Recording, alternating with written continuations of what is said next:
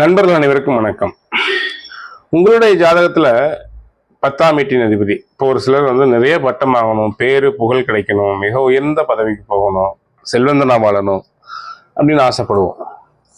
நம்முடைய ஜாதகத்தில் நம்முடைய 10ஆம் வீட்டின் அதிபதி 1, 4, 5, 7, 10, 11ஆம் வீடுகளில் 9ஆம் வீட்டில் கூட 9ஆம் வீடு 10ஆம் வீட்டுக்கு 12ஆம் வீடு தான். அதில் சில 5ம் 9ம் சில மைனஸ் உண்டு என்றாலும் பதவியும் பட்டமும் கிடைக்கும்.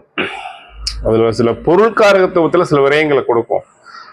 ஏன்னா 5ஆம் வீடு என்பது 10ஆம் வீட்டுக்கு 8ஆம் வீடு. அதே சமயத்தில் ஏன்னா புகழுக்குரிய வீடு, புகழ் கிடைக்கும். அதே மாதிரி ஏன்னா தான தர்மவானா இருப்பாங்க. 10குடையவன் 5ல் இருக்கும்போது தான தர்மவானா இருப்பாங்க. அதே மாதிரி 9ஆம் வீடு என்பதும் தர்மத்தை குறிக்கக்கூடிய வீடு. அப்போ அங்கேயும் பொருள்காரகத்துவத்தில் சில பிரச்சனை கொடுத்தாலும் உயிர்காரகத்துவத்தில் புகழ், வெற்றி, கௌரவம் இதை கொடுக்கும். நிறைய பட்டம் வாங்கணும், சாதிக்கணும், பேர் புகழ் பெறணும் அப்படின்னு நினைப்போம். இந்த 10ஆம் வீட்டின் அதிபதி 1, 4, 5, 7, 10, 9, 11ஆம் இடங்களில் இருந்து சுபகிரகமான குரு பார்க்கணும். இந்த குருவோட பார்வை கிடைச்சது அப்படின்னா அசுபத்தன்மை ஏற்படாமல் இருந்ததுன்னா இவங்களுக்கு பதவிகள் பட்டங்கள் தானா வரும். என்னுடைய குருநாதர் அடிக்கடி ஒரு வார்த்தை சொல்லுவார், மாபெரும் சபைதனில் நீ நடந்தால் மாலைகள் உனக்கு விழ வேண்டும் என்பார். இந்த மாபெரும் சபைதனில் நடக்கும் பொழுது மாலைகள் விழக்கூடிய நபராக இவர்கள் திகழ்வார்கள் அப்படிங்கிறது திண்ணம். உங்களுடைய குழந்தையோட ஜாதகத்தில் இருக்கான்னு செக் பண்ணி பாருங்க.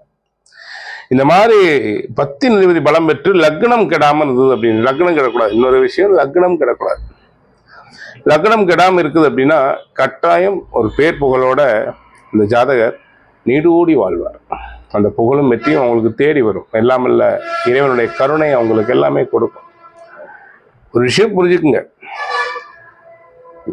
நம்ம செய்த பூர்வ புண்ணியம் தான் நம்மை வாழ வைக்குது. ஏன்னா 10ஆம் கர்மஸ்தானம். இந்த 10இன் அதிபதி சுபத்தன்மையுடன் கேந்திரங்களிலேயோ திரிகோணங்களிலேயோ அல்லது 7ஆம் இடம் என்று சொல்லக்கூடிய சமூகத்தை தொடர்பு கொள்ளக்கூடிய ஸ்தானத்திலேயே நல்ல நிலையில் இருக்கும் பொழுது நம்முடைய பூர்வ புண்ணியமே, நம்முடைய புண்ணிய அமைப்பே, நம்முடைய கர்மாவை, நம்முடைய வெற்றியை, புகழை தேடி தருகின்றது அப்படிங்கிறத நீங்க இந்த விஷயத்திலும் தெளிவாக தெரிஞ்சுக்கோங்க. எந்த ஒரு லக்னத்துக்குமே, எந்த ஒரு கிரகத்தினுடைய யோகத்துக்குமே அந்த யோகம் செயல்படணும்னா பாவ கிரகங்களோட இணைவோ பார்வையோ இருக்கக்கூடாது. சார் சொன்னீங்க எனக்கு நடக்கலன்னு சொல்லக்கூடாது. சுபகிரகத்தினுடைய பார்வையோ சேர்க்கையோ இருக்கும் பொழுது கட்டாயம் அந்த விஷயம் சிறப்பாக நடைபெற்ற நீடூடி வாழ்வீங்கிறத இந்த இது மூலம் சொல்லிக்கும்.